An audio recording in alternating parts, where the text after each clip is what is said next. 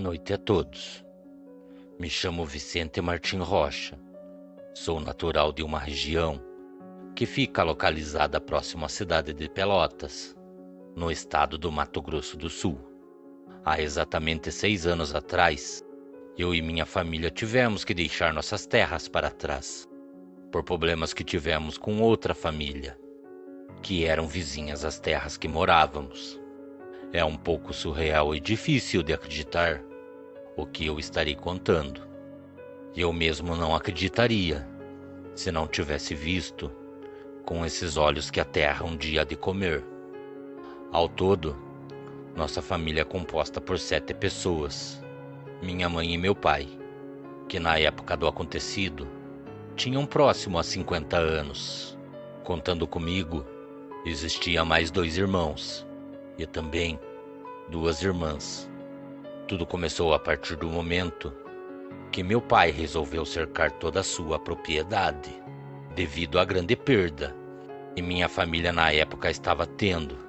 Muitas cabeças de gado andavam sumindo de nossas terras, e por muitas vezes acabávamos encontrando nossos animais completamente destripados pela mata. Era visível que esses animais não eram furtos de roubo, pois eram encontrados intactos, somente com a sua barriga aberta e, por incrível que pareça, totalmente limpos por dentro. E com tudo isso acontecendo, meu pai achou melhor cercar nossa propriedade. E foi depois de tudo isso que começaram os problemas. A cerca de arame que separava nossas terras das terras vizinhas quase todas as manhãs tinha que ser consertada. Arames arrebentados e, por incrível que pareça, por muitas vezes os palanques que estavam fincados no chão pareciam terem sido arrancados com muita facilidade. O gado continuava sendo encontrado morto pelos campos e matas próximos à nossa casa. Depois de muito tempo ter se passado, o nosso pai, já estando cansado de estar passando por toda essa situação, acabou tendo a ideia de ficar de tocaia, na região em que a cerca, na maioria das vezes, era encontrada destruída.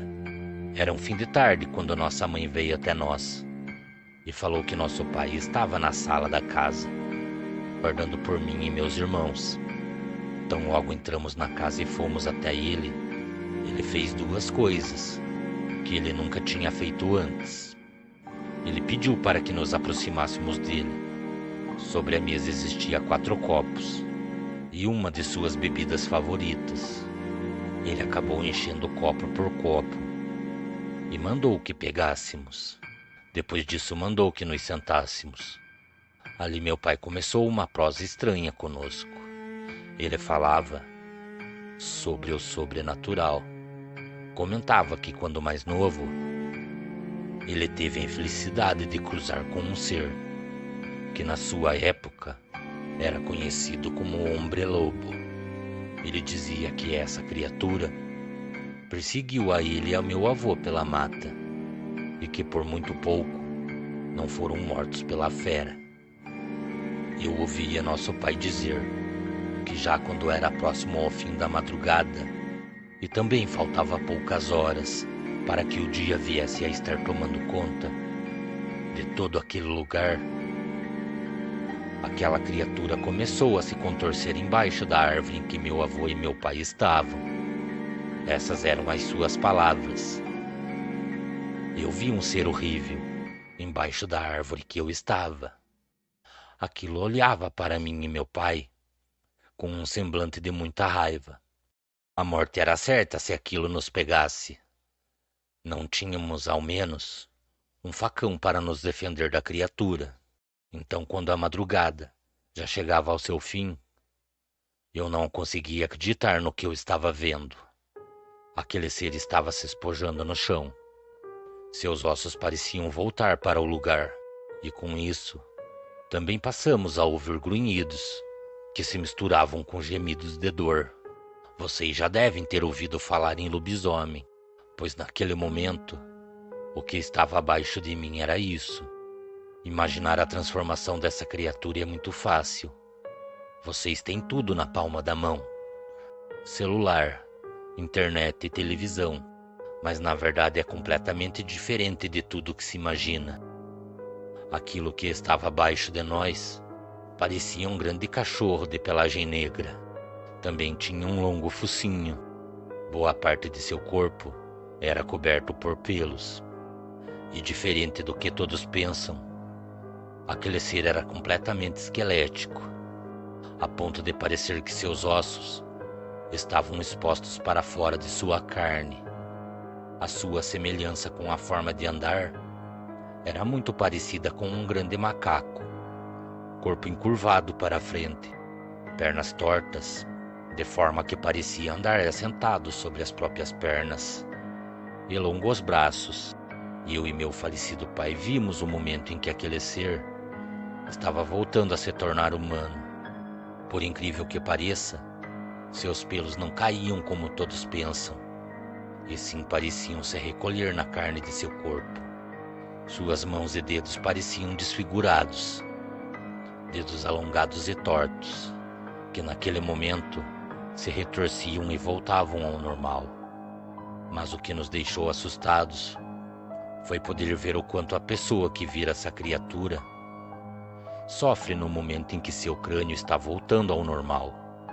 Vocês conseguem imaginar o que uma hora é um crânio humano e em outro momento já é o crânio semelhante a de um cão? Pois então, eu vi a cabeça daquela criatura se retorcendo. Parecia que os ossos que formavam a placa craniana daquela fera não queriam voltar ao seu normal. E com isso os gritos que aquilo soltava eram muito altos. Seu focinho foi diminuindo, a proporção de sua cabeça também.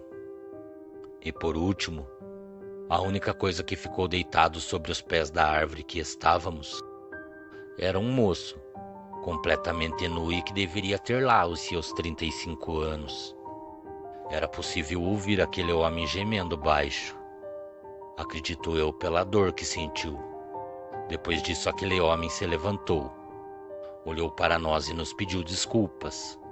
Abaixou a sua cabeça e sumiu por entre a vegetação verde da mata.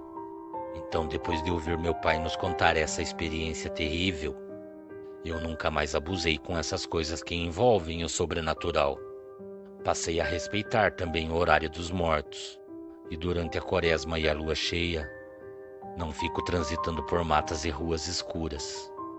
Então, depois de ouvir tudo o que ele tinha nos contado, perguntei para ele se ele desconfiava de quem ou o que poderia estar derrubando a cerca que dividia nossas terras.